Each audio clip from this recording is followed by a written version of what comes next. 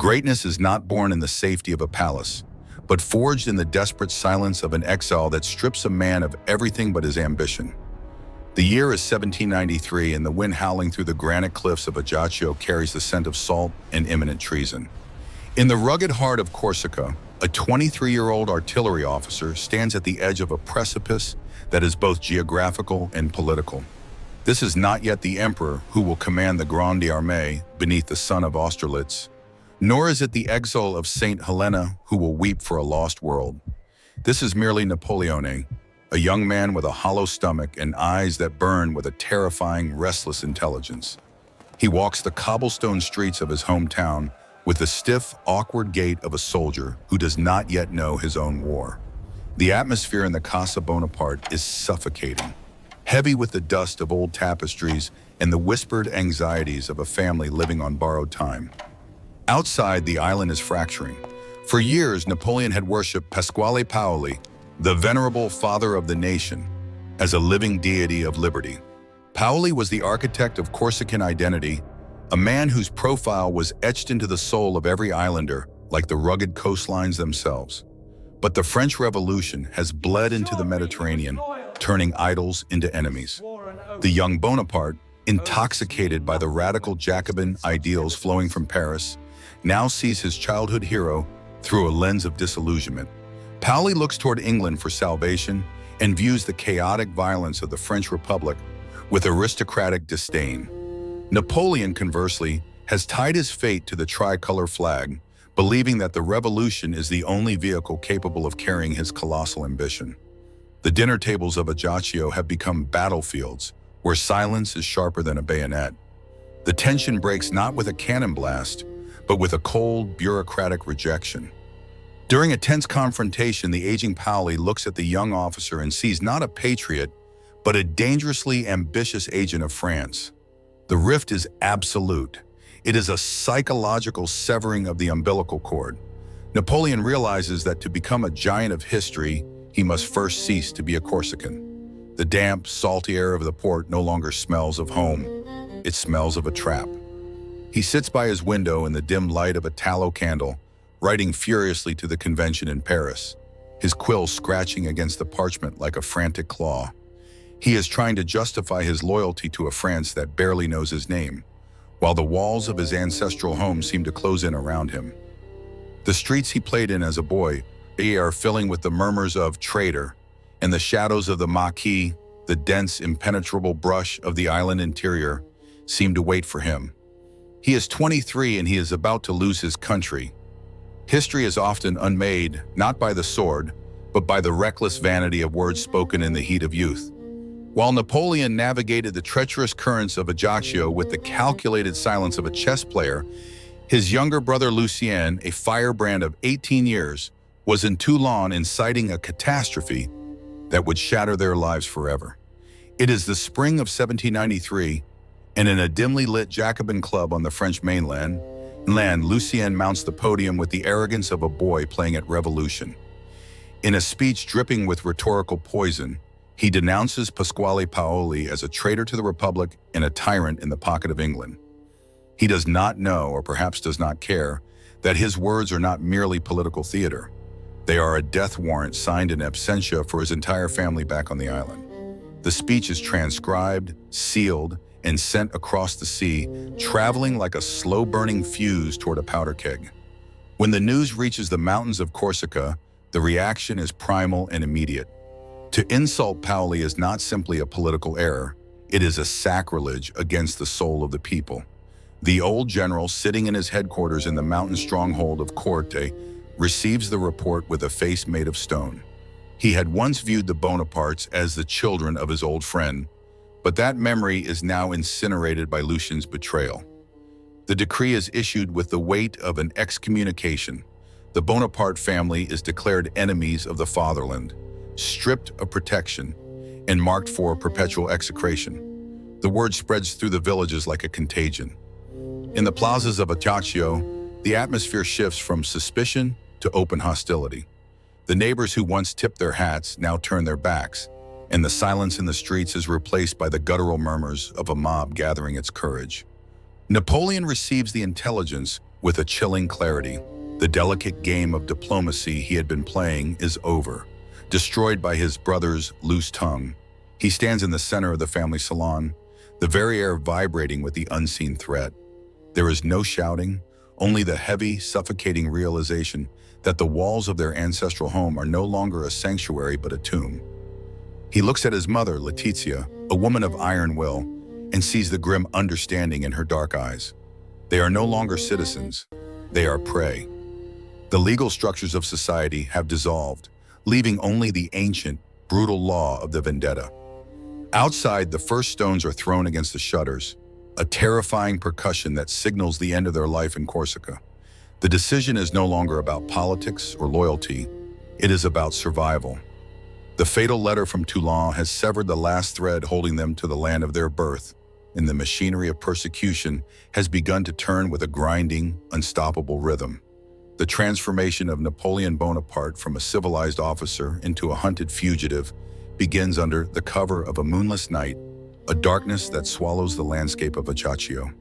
He slips out of the side door of his ancestral home just ahead of the arrest warrant, moving with the silent urgency of a creature that senses the snare closing around its neck.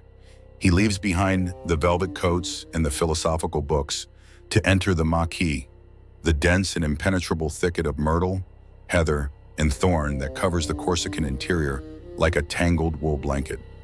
This is a terrain that does not forgive mistakes, a landscape where the sharp scent of wild thyme is mixed with the metallic taste of fear. He is no longer Captain Bonaparte of the artillery regiment, but simply a man alone against his own people, stripped of rank and protection. The powerless partisans are sweeping the hillsides with the efficiency of wolves, their torches flickering like angry fireflies in the distance as they scour the valleys for the traitor who dared to side with France.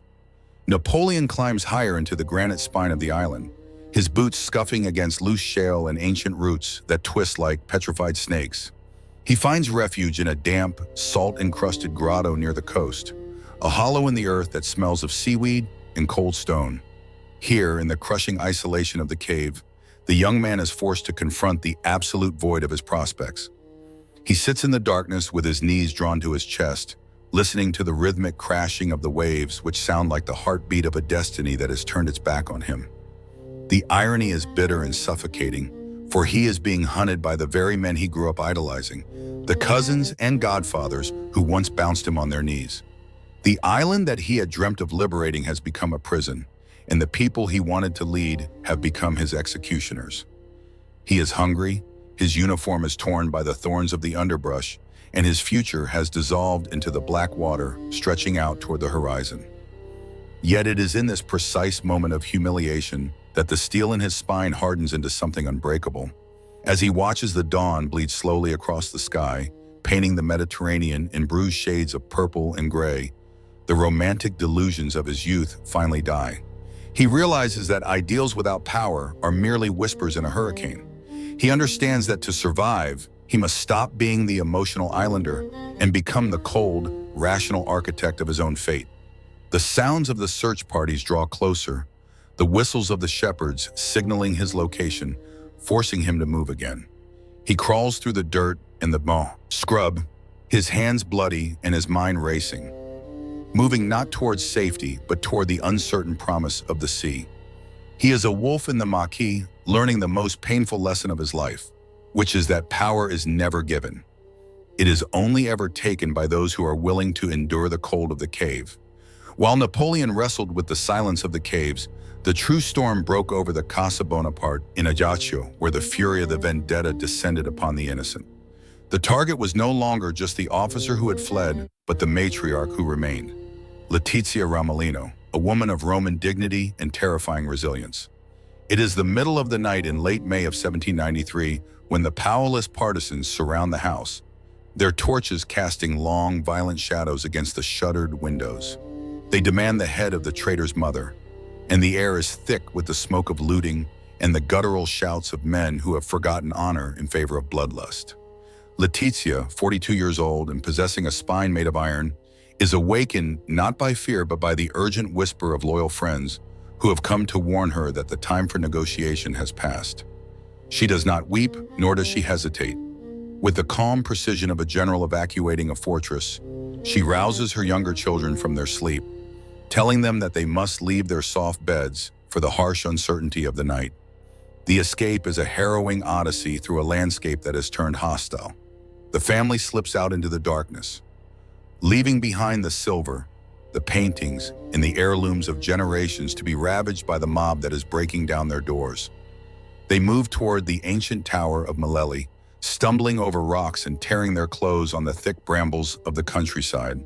Letizia walks at the front, holding the hand of her youngest, her face set in a mask of stoic determination that forbids any child from complaining. They are refugees in their own land, forced to hide in the brush as patrols pass nearby with loaded muskets.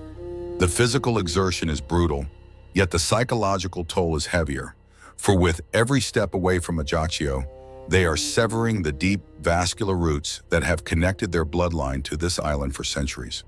From the high ridges, they can look back and see the smoke rising from the direction of their home, a funeral pyre for their former lives.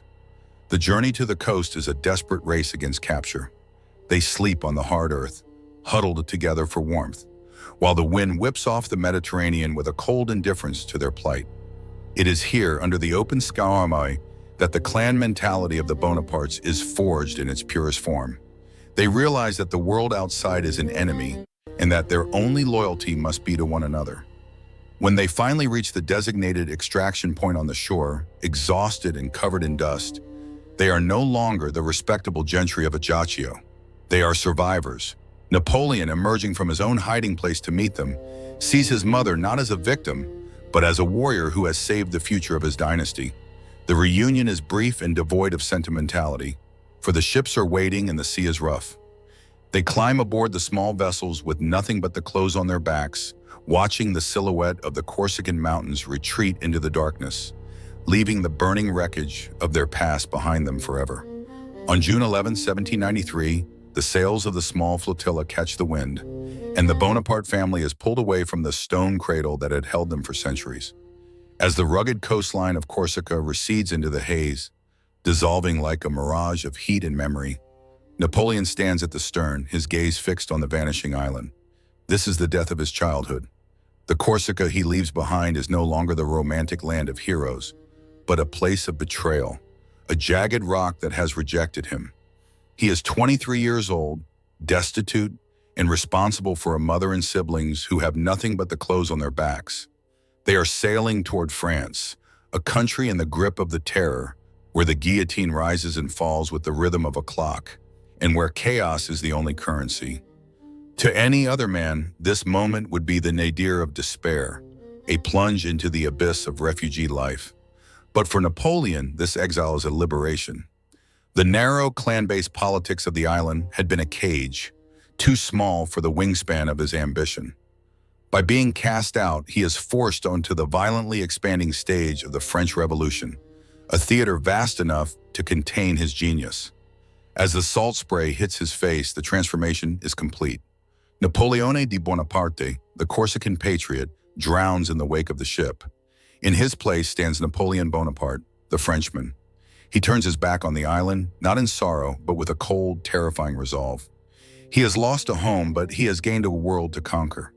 The sea ahead is gray and turbulent, mirroring the storm of Europe, but he does not fear it. He knows, with the certainty of a prophet, that the chaos awaiting him in Toulon is merely the raw material from which he will forge an empire. The refugee boy has died, the emperor is waiting to be born. History remembers the crowns and the victories, but it often forgets the fires that forged the steel. The escape from Corsica was the crucible of Napoleon Bonaparte. It stripped him of his past, his wealth, and his illusions, leaving only the pure, indestructible core of his will. He arrived in France a beggar, but he carried within him the map of a new Europe. The island rejected him, and in doing so gave him to the world. The emperor sleeps now, but his shadow still lengthens across the centuries. To understand the giant, we must first understand the exile. If this journey into the soul of history has moved you, subscribe to our channel. Together we will uncover the legends that time has tried to bury.